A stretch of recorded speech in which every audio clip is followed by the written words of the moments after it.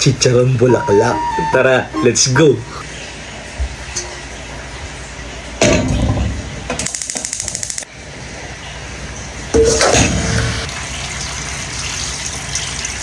Lagay tayo ng sibuyas, asin, paminta, laurel, luya, bawang, pati star anise. Haluin natin tol para even yung lasa. Tapos pakukulong ko to sa loob ng 30 minutes. Takpan. Gawa tayo ng sausawan tol. Meron ako dito sibuyas na pula. Niwa ko na.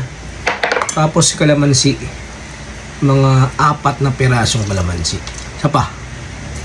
Dahil mahal ang sili, gamit tayo ng chili flakes. Meron pa ako stock sa bahay. So, ayan.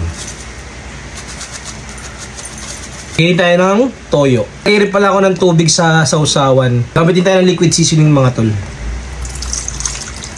Lagyan din tayo ng isang kutsarang asukal. Tapos syempre haluin natin. Diba? Tapos tikman natin tol.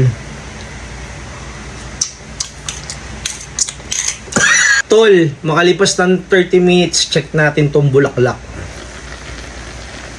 So ay mga tol, medyo malambot na.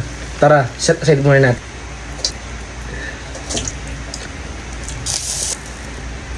After mo set aside tol yung chicharong bulaklak tol, syempre pahanginan mo muna. Gamit tayo ng electric fan tol, para mas mabilis mas mabilis lumamig tol yung chicharong bulaklak. Siyempre, para maging crispy mga tol, kailangan siya prituin. Pero ako mga tol, gagamit lang ako ng air fryer.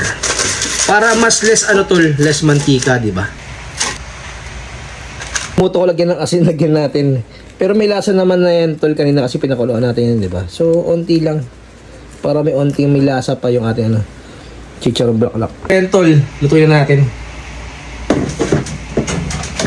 Mga 1 oras. Tapos 160 Celsius.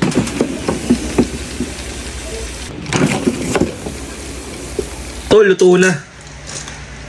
Yeah, boy.